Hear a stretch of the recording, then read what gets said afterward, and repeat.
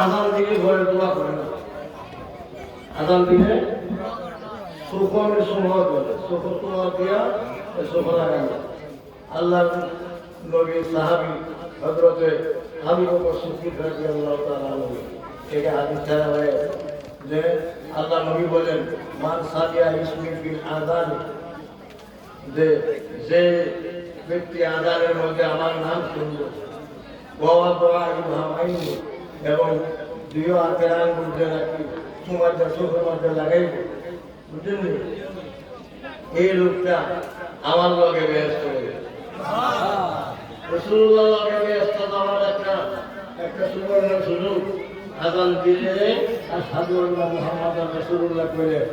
আঙ্গুলের মাথার মধ্যে সময় দিয়া চোখ লাগাইলে পরে আল্লাহ রাসূল বলেন যে আমার এই উম্মতে আসর ময়দানে তামাম পৃথিবীর মানুষের মাঝখানে তারা থাকবে, আমি ফিরিস্তারা দিয়ে তুফাইয়া তারাই না আমার লগে বেহেশত করে